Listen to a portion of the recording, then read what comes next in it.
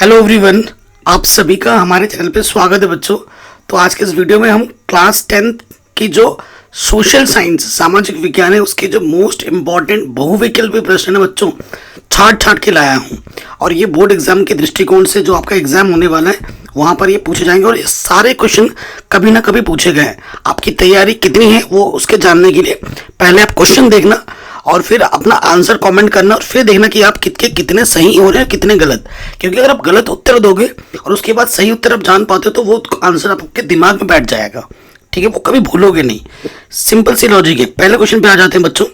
पहला क्वेश्चन आपकी आंखों के सामने आ चुका है। क्वेश्चन क्या बोल रहा है? कह रहे लाल पीली मिट्टी कहाँ पाई जाती है? दक्कन के पठार में, मालवा प्रदेश में, ब्रह्मपुत्र घाटी में या फिर थार के रेगिस्तान में? बच्चों कमेंट जरूर कीजिएगा आप लोग। तो ये पाई जाती है दक्कन के पठार में। ठीक है बच्चों, कहाँ पाई जाती है? दक्कन के पठार में। कोई दिक्कत कोई परेशानी यहाँ तक नहीं होगी। आगे बढ़ते हैं। निम्नलिखित में से कौन सा भारत का संघीय राज्य नहीं है? संघीय राज्य कौन नहीं है बच्चों? तो जो दिल्ली है वो हमारा संघीय राज्य में नहीं आता है। ठीक है, मोस्ट इंपॉर्टेंट क्वेश्चन है, छाट के लाए गए हैं और सारे इजी हैं और हर एक क्वेश्चन बोर्ड एग्जाम में पूछा गया हुआ है। अगले प्रश्न में आते हैं। कह रहे निम्नलिखित में से भारत प्रमुख रूप से किसका आयात करता है? आयात मतलब किसको बाहर के देशों से हमारे देश में लाया जाता है। तो वो एक कच्चा पेट्रोलियम है ना, कच्चा तेल जो होता है वो हम बाहर के देशों से अपने देश में लाते हैं। भारत में कुल कितने संघीय राज्य हैं बच्चों? तो भारत में कुल संघीय राज्य कितने? 28 हैं। ठीक है, कोई दिक्कत परेशानी नहीं होगी। बांधों को डैश भी कहा जाता है। जो बांध होते हैं उन्हें वो बहुउद्देश्य परियोजना में आते हैं। बांध से जो पानी इकट्ठा होता है ना, बांध में उससे नीचे टरबाइन लगा के बिजली बनाते हैं, है ना। बांध के जो बांध में पानी इकट्ठा होता है मछली पालन करते हैं। बांध के पानी में से बहुत सी जगहों में सिंचाई होता है, खेतों वगैरह में, आस पड़ोस में। तो ये बहुउद्देश्य परियोजनाओं में आती हैं। ठीक है, काले दस्ताने और बंधी मुट्ठियां किसकी प्रतीक होती हैं? अश्वेत शक्ति की। किसकी? अश्वेत शक्ति की। नेक्स्ट, भूदान आंदोलन किसके द्वारा आरंभ किया गया था बच्चों? तो भूमि का दान करना ये जो विनोबा भावे जी के द्वारा आरंभ किया गया था। किसके द्वारा आरंभ किया गया था बच्चों? विनोबा भावे के द्वारा। अगले प्रश्न में आते हैं। निम्न में से कौन सा अजीवी संसाधन है? अजैवी है। तो जो जिसमें जीवन नहीं होता वो अजीवी है। तो जो चट्टान होगा वो हमारा सही उत्तर होगा। निम्नलिखित देशों में से मानव विकास सूचकांक के लिहाज से किस देश की स्थिति अन्य देश से बेहतर है? तो म्यांमार की जो स्थिति है बांग्लादेश, नेपाल, पाकिस्तान इन सबसे बेहतर है। ठीक है, निम्नलिखित में से कौन सा खनिज आधारभूत है? खनिज क्या है? तो जो लौह अयस्क होते हैं ये खनिज की कैटेगरी में आते हैं। ये बेसिक है, इसका आधारभूत पूछा है आपसे तो लौह अयस्क होगा। निम्नलिखित में से कौन सा संघीय सूची का विषय है? संघीय सूची का विषय कौन सा है? तो रक्षा जो है संघीय सूची में आता है। बाकी मैंने इंपॉर्टेंट क्वेश्चन बच्चों करा रखे हैं, आप एक बार वीडियो लिस्ट जरूर देखिएगा, हो सकेगा तो डिस्क्रिप्शन एक बार जरूर चेक कर लेना। ठीक है, अगला प्रश्न वेरी इंपॉर्टेंट है। कह रहे सामाजिक विभाजनों को संभालने के संदर्भ में इनमें से कौन सा बयान लोकतांत्रिक व्यवस्था पर लागू नहीं होता? ठीक है, कौन सा व्यवस्था लागू नहीं होता? पहले कथन को हम पढ़ते हैं। कह रहे लोकतंत्र में राजनीति प्रतिद्वंदित्व के चलते सामाजिक विभाजनों की छाया राजनीति पर भी पड़ती है। तो ये सही बात है। लोकतंत्र में विभिन्न समुदायों के लिए शांतिपूर्ण ढंग से अपनी शिकायतें जाहिर करना संभव है। बिल्कुल सही है। और लोकतंत्र सामाजिक विभाजनों को हल करने का सबसे अच्छा तरीका है। बिल्कुल सही बात है। यानी कि 3 कथन जब स्टार्टिंग के सही हो रहे हैं बच्चों तो आपका चौथा कथन गलत हो जाएगा, है ना। तो चौथा कथन क्या कह रहा है वो पढ़ भी लेते हैं। लोकतंत्र सामाजिक विभाजनों के आधार पर समाज को विखंडन की ओर ले जाता है। ऐसा नहीं है, बिल्कुल इसका उल्टा होता है। कह रहे सेवा क्षेत्र निम्नलिखित में से किस क्षेत्र में सम्मिलित किया जाता है? किस क्षेत्र में आता है सेवा क्षेत्र? तृतीयक क्षेत्र में आता है बच्चों। किस क्षेत्र में? तृतीयक क्षेत्र में आता है। किसी देश के विकास को निर्धारित करने का आधार क्या होता है? ठीक है, स्वास्थ्य व शिक्षा का स्तर, प्रति व्यक्ति आय, व्यक्तियों का साक्षरता दर उपयुक्त में से सभी, तो आंसर होगा उपयुक्त सभी। ये तीनों मापदंड जरूरी होते हैं एक अच्छे देश के विकास के लिए। अच्छे विकास के लिए दो राज्यों के बीच वस्तुओं का आदान प्रदान क्या कहलाता है? राष्ट्रीय व्यापार। दो राष्ट्र आपस में व्यापार कर रहे हैं तो राष्ट्रीय व्यापार कहलाएगा, ठीक है ना। अब यहाँ राज्यों की बात हो रही है तो क्या होगा? राष्ट्रीय व्यापार होगा। और दो दो दो देशों के बीच होता तो अंतर्राष्ट्रीय व्यापार होता, ठीक है। भारत में उपभोक्ता आंदोलन किस रूप में हुआ? उपभोक्ता जागरूकता के रूप में आंदोलन हुआ, लोगों को जागरूक किया गया। आपने पहला उदाहरण टीवी में ऐड देखा होगा, जागो ग्राहक जागो, है ना। पहले एड्स इस टाइप के बहुत आते थे, अब नहीं आते। दूरदर्शन का जमाना उसकी बात ही कुछ अलग होती थी, है ना। कह रहे हैं एक वस्तु का अधिकांशतः प्राकृतिक प्रक्रिया से उत्पादन क्षेत्र की गतिविधि है, ठीक है। तो कौन सी गतिविधि होती है? प्राकृतिक रूप से कोई भी चीज अगर उत्पन्न हो रही है तो वो प्राकृतिक क्षेत्र में आता है, प्राथमिक क्षेत्र में आता है। अगर वो कोई चीज प्राकृतिक रूप से हो रही है ना तो प्राथमिक क्षेत्र में आ रहा है। कोई मानव निर्मित हो रहा है कोई चीज तो वो द्वितीय क्षेत्र में आता है। भारत में वायु परिवहन का राष्ट्रीयकरण कब किया गया? तो वायु परिवहन का राष्ट्रीयकरण किया गया था 1953 में। कब? 1953 में, ठीक है बच्चों। प्रथम विश्व युद्ध का प्रारंभ कब हुआ था? प्रथम विश्व युद्ध प्रारंभ हुई थी 1914 में। कब प्रारंभ हुई थी? 1914 में। झरिया प्रसिद्ध है किस चीज के लिए? कोयले के लिए। जो झरिया बच्चों प्रसिद्ध किस चीज के लिए बच्चों? कोयले के लिए बहुत ज्यादा प्रसिद्ध है। सविनय अवज्ञा आंदोलन कब चलाया गया था? बताइए। सविनय अवज्ञा आंदोलन चलाया गया था 1930 में। कब बच्चों? 1930 में चलाया गया था, ये ध्यान रखिएगा। कर्तन दहन कृषि यानी कि झूम कृषि निम्नलिखित में से किस राज्य में पाई जाती है? झूम कृषि में क्या होता है? जला दिया जाता है ना। खेत में जो अनशंड चीजें होती हैं उनको जला देते हैं, उसके बाद धुआं हुआ होता है, तो ये पर्यावरण के लिए सही नहीं होता है। तो मिजोरम में झूम कृषि बहुत ज्यादा फेमस है। निम्नलिखित चट्टानों में से किस चट्टान के स्तरों में खनिजों का निक्षेपण और संचयन होता है? तो तलछटी चट्टानों में। किधर? तलछटी चट्टानों में। एनसीईआरटी के प्रश्न है, मोस्ट इंपॉर्टेंट है। निम्न में से यह किसका कथन है? जब फ्रांस छींकता है तो बाकी यूरोप को सर्दी जुकाम हो जाता है। तो ये मेटरनिक का कथन है। मेटरनिक ने कहा था कि भाई जब फ्रांस छींकता है ना तो यूरोप के बाकी देशों को जुकाम आ जाता है। चाय की खेती के लिए कौन सी मिट्टी सबसे ज्यादा उपयोगी होती है? तो जो लेटेराइट मिट्टी होती है चाय की खेती के लिए सबसे बेस्ट होती है। अगर आपसे कोई पूछे बच्चों कि भैया चाय की खेती के लिए कौन सी मिट्टी बेस्ट है, तो आप क्या होगा? भैया लेटेराइट। नेक्स्ट, निम्नलिखित में से कौन सा नवीकरणीय योग्य संसाधन नहीं है? तो जीवाश्म ईंधन, इसे आप दोबारा से नहीं बना सकते। बाकी पवन ऊर्जा, जल ऊर्जा, वन, ये नवीकरणीय है, ठीक है। लेकिन जीवाश्म डीजल एक बार तुम यूज कर लोगे ना, दोबारा कभी नहीं बनेगा। ये एक टाइम के बाद खत्म हो जाएगी। डीजल, पेट्रोल, इससे संबंधित जितनी भी चीजें हैं, केरोसिन, ठीक है, खत्म हो जानी है एक टाइम के बाद। फ्रांस में गणतंत्र की घोषणा किस वर्ष हुई थी? तो 1848 ईस्वी को हुई थी। कब? 1848 में। याद कर लो, रट लो, यहीं से क्वेश्चन आएंगे। निम्नलिखित में से इस्पात बनाने में किस खनिज का प्रयोग किया जाता है? तो इस्पात बनाने में मैग्नीज खनिज का प्रयोग किया जाता है। किसका बच्चों? मैग्नीज खनिज का। एंथ्रेसाइट का संबंध किस खनिज से है?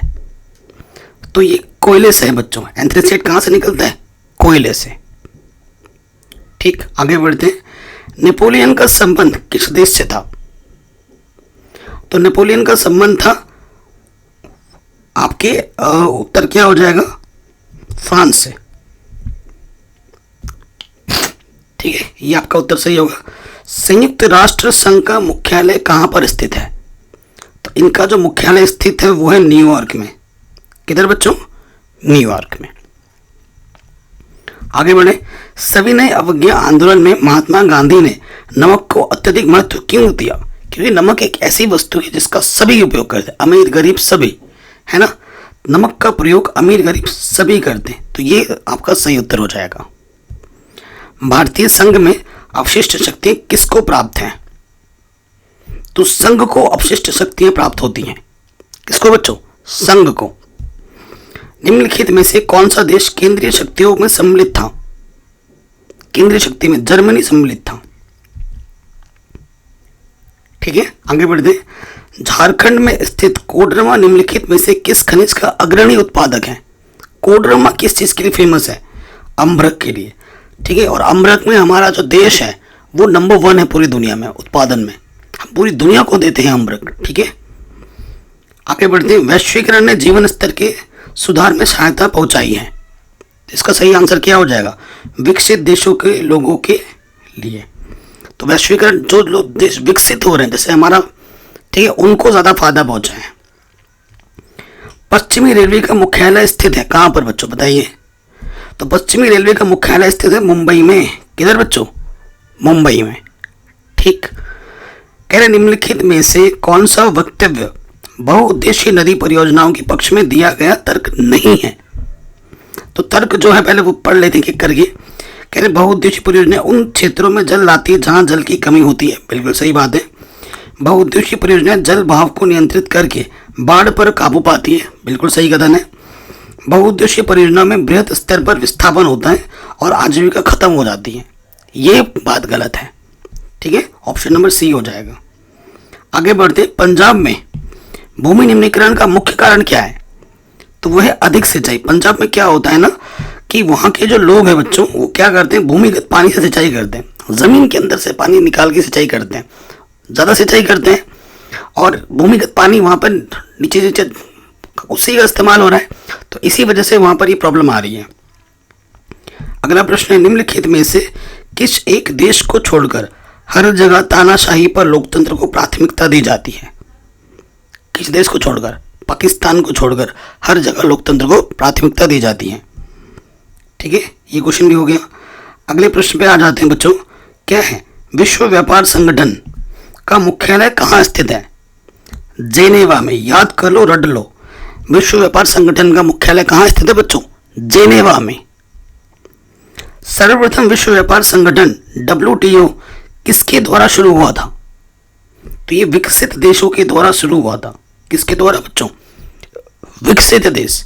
हमारा भारत जो है बच्चों वो विकासशील देश है, विकसित नहीं है।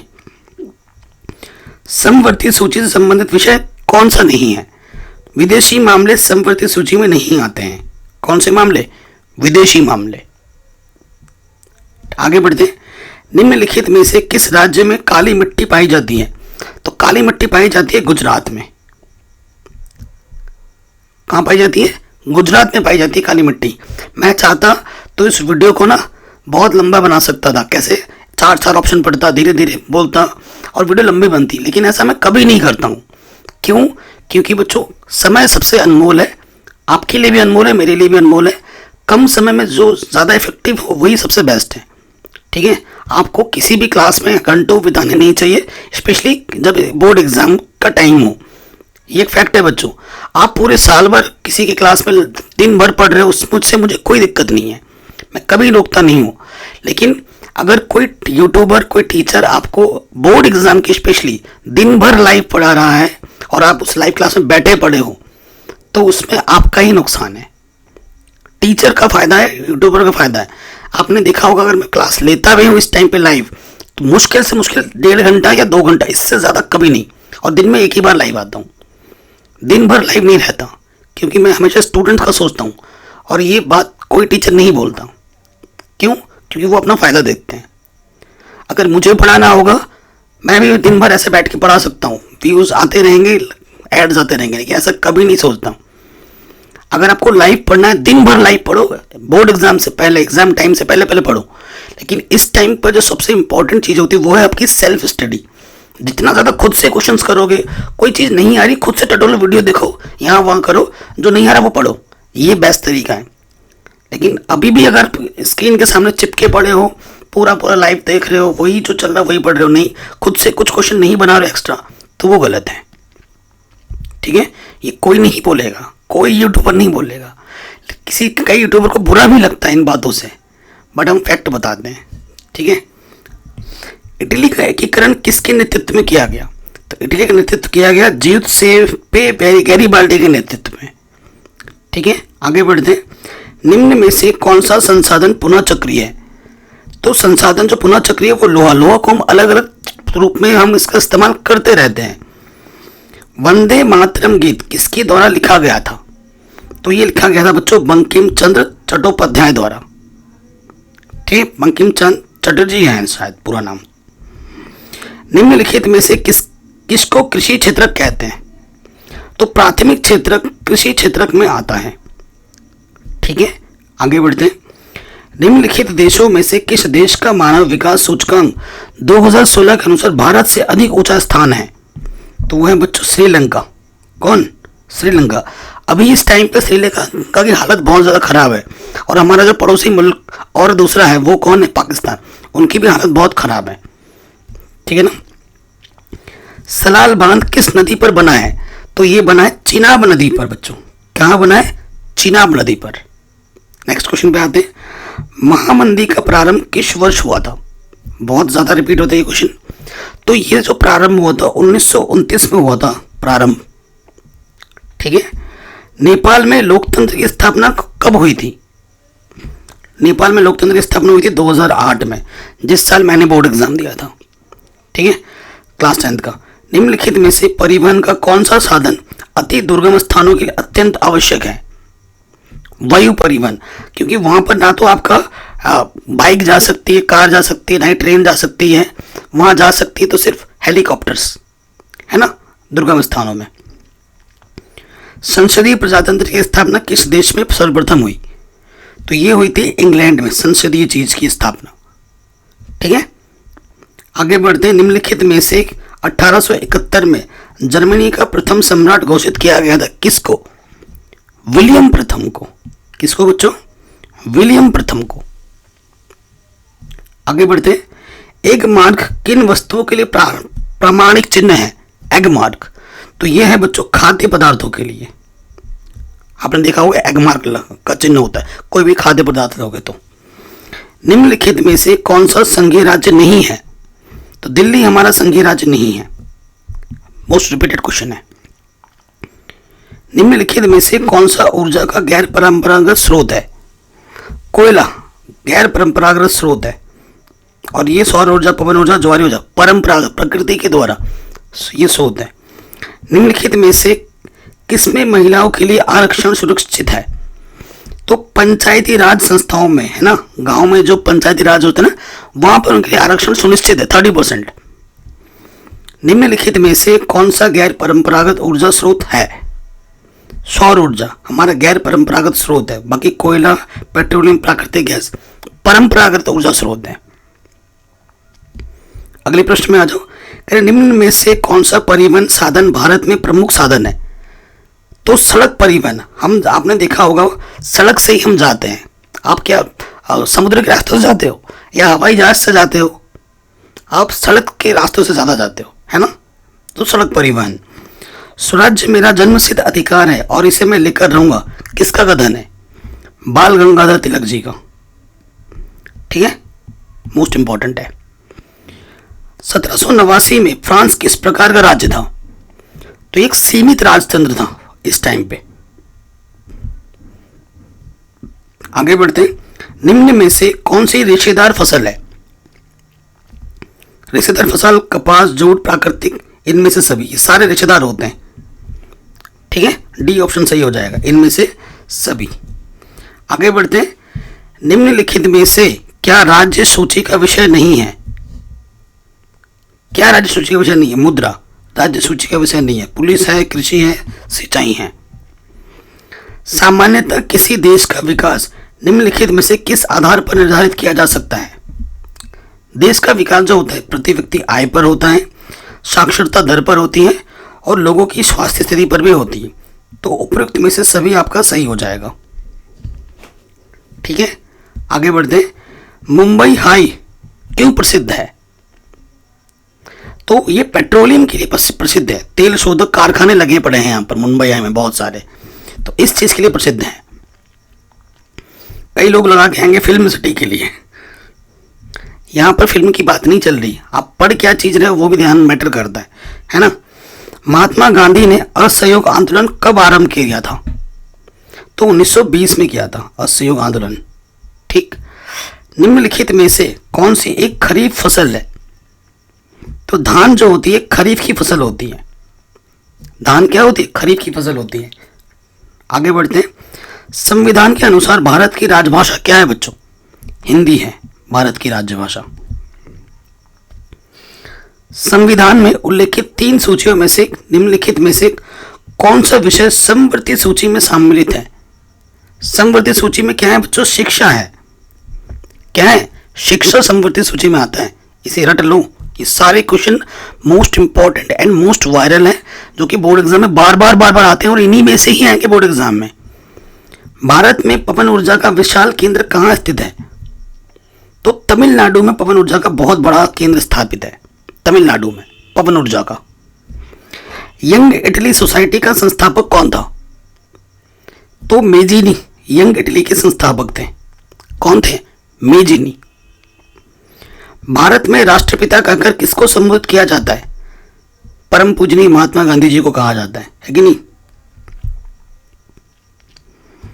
भारत छोड़ो आंदोलन किसने प्रारंभ किया था? तो महात्मा गांधी जी ने प्रारंभ किया था भारत छोड़ो आंदोलन। आगे बढ़ते। हिंद स्वराज पुस्तक के लेखक कौन है? तो महात्मा गांधी जी हैं हिंद स्वराज की पुस्तक के लेखक। संयुक्त राष्ट्र संघ की स्थापना कब हुई थी? तो 1945 में संयुक्त राष्ट्र संघ की स्थापना हुई थी। रट लो इनको। आगे बढ़ते हैं। विश्व व्यापार संगठन की स्थापना कहाँ हुई थी? तो जिनेवा में हुई थी। विश्व व्यापार संगठन की स्थापना जिनेवा में हुई थी। कोरबा क्यों प्रसिद्ध है बच्चों? कोयले के लिए। किस चीज के लिए? कोयले के लिए प्रसिद्ध है कोरबा। कोरबा कोयला। श्रीलंका में निम्नलिखित में से कौन सा बहुसंख्यक वर्ग है? तो सिंगली वहां पर बहुत ज्यादा मात्रा में पाया जाता है। जैसे हमारे भारत में हिंदू धर्म के लोग ज्यादा हैं, वहां पर सिंगली लोग ज्यादा हैं। निम्नलिखित में से कौन सी एक रेशेदार फसल है? कॉफी, जौ, रबर, जूट। जूट एक रेशेदार फसल है। आगे बढ़ते हैं। नेपोलियन की पराजय कब हुई? तो ये हुई थी 1815 में। नेपोलियन की पराजय हुई थी। नेपोलियन की पराजय 1815 में हुई थी। रट लो इस चीज को बच्चों। नेक्स्ट। जर्मन संस्कृति में वोक्सजिस्ट आशय किस चीज से है? तो राष्ट्र से है। वोक्सजिस्ट का मतलब किससे है बच्चों? राष्ट्र से है। निम्न में से कौन सी रोपण फसल है जो रोप के लगाई जाती है? वो है गन्ना। गेहूं फेंक के लगाई जाती है, चना भी, मूंगफली भी, और गन्ना काट काट कर हम एक एक करके लगाते हैं। रोपण। निम्नलिखित में से कौन से 2 दूरस्थ स्थित स्थान पूर्वी पश्चिमी गलियारे से जुड़े होते हैं? तो सिलचर और पोरबंदर। ठीक है, पूर्वी पश्चिमी गलियारे से जुड़े हुए हैं। जित्सेबी मेस्तीनी द्वारा स्थापित गुप्त संगठन का नाम क्या था? तो वो था यंग इटली। चुनौतियों से लोकतंत्र व्यवस्था कैसे होती है? मजबूत होती है। जितनी चुनौतियां होंगी उतनी ज्यादा लोकतंत्र मजबूत होगी। जैसे सबसे बेस्ट लोकतंत्र किसका है? भारत का, पूरे विश्व में।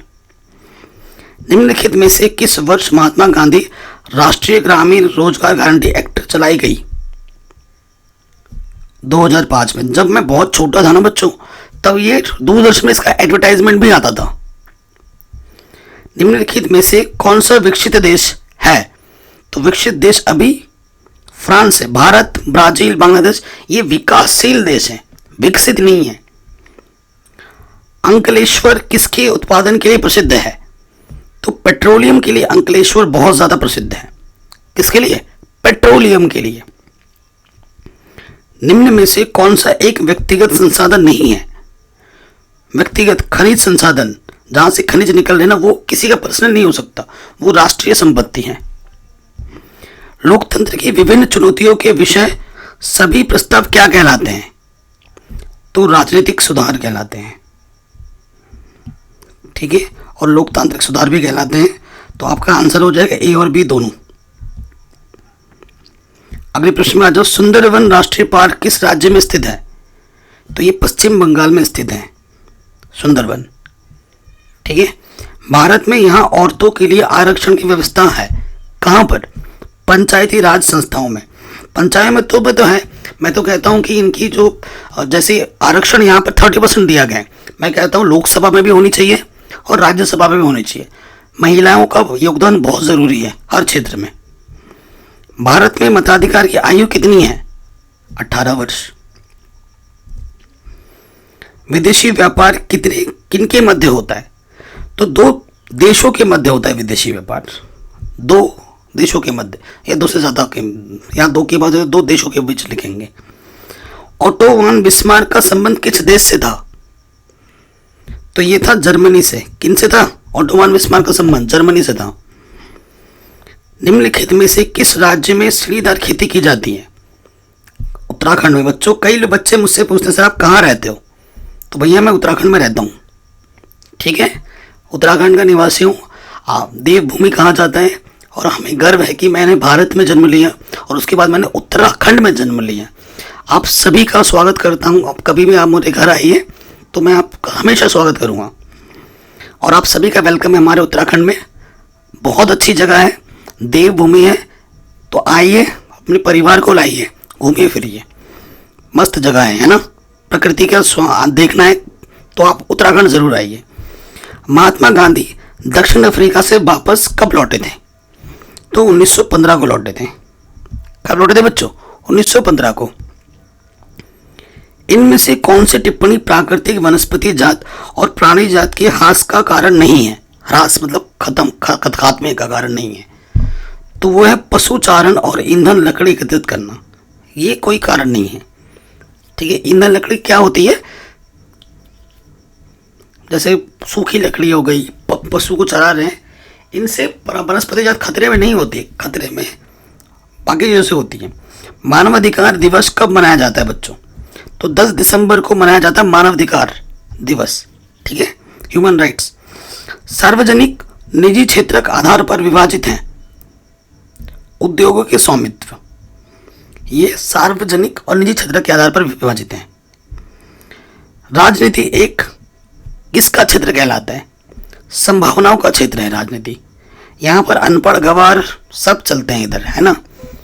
बाकी तुम अगर किसी पोस्ट में जाना है तुम्हें पढ़ाई करनी पड़ेगी, ये करना पड़ेगा, वो करना पड़ेगा, इतनी मेहनत करनी पड़ती है। राजनीति में आने के लिए कुछ नहीं है, अनपढ़ गवार सब आके देश चलाए जाते हैं, ठीक है ना। मैं तो कहता हूँ अगर राजनीति में भी इसी तरीके से होना चाहिए, क्योंकि ये सबसे इम्पोर्टेंट चीज़ होती है कि भाई इतने बड़े पद पे हैं, ठीक है, चाहे वो कोई भी पद क्यों ना हो, चाहे वो विधायक हो, चाहे वो राज्यसभा की सीट हो या लोकसभा की सीट हो या ग्राम प्रधान का ही क्यों ना हो, यहाँ पर एक क्वालिफिकेशन होनी चाहिए, ठीक है। इसके लिए भी जैसे वैकेंसी आती है ना, इसके लिए वैकेंसी होनी चाहिए, वाद विवाद होना चाहिए, तब जाके सिलेक्टेड करना चाहिए। अगर ऐसा होता ना, मुझे मौका मिलता तो मैं ये पारित करता केंद्र में, बट ऐसा कभी नहीं होगा। पता है क्यों? अगर ऐसा होगा तो पता है बाकी जो अनपढ़ गवार है ना, वो कभी नहीं आ पाएंगे फील्ड में। कई लोगों को बुरा लग सकता है लेकिन ये फैक्ट है, आप सोच के देखना। भारतीय राष्ट्रीय कांग्रेस की स्थापना कब हुई थी? तो ये हुई थी 1885 में। कब बच्चों? 1885 में। आगे बढ़ते, इनमें से कौन सी रबी की फसल है? तो रबी की फसल है चना, आप बोल सकते हैं। भारतीय संविधान की 8वीं अनुसूची में कितनी भाषाओं का समावेश है? तो 22 भाषाओं का समावेश है बच्चों इसमें। भारतीय संविधान की 8वीं अनुसूची में 22 भाषाओं का समावेश है। धर्मनिरपेक्ष राज्य में क्या होता है? तो सभी धर्मों का सम्मान होता है, सभी धर्मों को एक समान समझा जाता है। श्रीलंका स्वतंत्र राष्ट्र कब घोषित किया गया? 1945 में स्वतंत्र कर दिया उनको, यानी कि हम कह सकते हो कि हमसे भी पहले उनको आज़ादी मिली। अगला क्वेश्चन है, निम्नलिखित में से किसकी अधिक मात्रा जलोढ़ मिट्टी में पाई जाती है? ठीक है, तो पोटाश में पाया जाता है, चूने में पाया जाता है, फास्फोरस में पाया जाता है। तो आंसर होगा इनमें से सभी में पाया जाता है। देखो बच्चों, ये जो पार्ट आपको अगर अच्छी लगी है तो मुझे अगर बोलोगे तो मैं और क्वेश्चन ढूंढूंगा जो कि एग्जाम के लिए इंपॉर्टेंट होंगे, वो क्वेश्चन जो आ सकते हैं। 100 तो नहीं, 50 क्वेश्चन और लेके आऊँगा अगर आप चाहोगे तो। अगर चाहते हो तो कमेंट करना, तो कल ही लेके आ जाऊँगा सुबह, ठीक है। लास्ट क्वेश्चन आते हैं इस वीडियो का, कह रहे लोकतांत्रिक व्यवस्था के राजनीतिक और सामाजिक असमानताओं के बारे में किए गए अध्ययन बताते क्या हैं हमें? लोकतंत्र और विकास साथ साथ चलते हैं? नहीं, लोकतांत्रिक व्यवस्थाओं में असमानताएं बनी रहती हैं, ये बात सही है ना। हमेशा कुछ ना कुछ असमानता होगी ही होगी, तो ऑप्शन नंबर बी बिल्कुल सही होगा। तो आशा करता हूँ ये वीडियो जो मैंने आपको अभी बताई 100 मोस्ट इंपॉर्टेंट क्वेश्चन ये आपको पसंद ज़रूर आई है, ठीक है ना। अगर पसंद आई है तो बच्चों वीडियो को लाइक करें, शेयर करें, डिस्क्रिप्शन ज़रूर चेक करें। जय हिंद, अपना ख्याल रखें।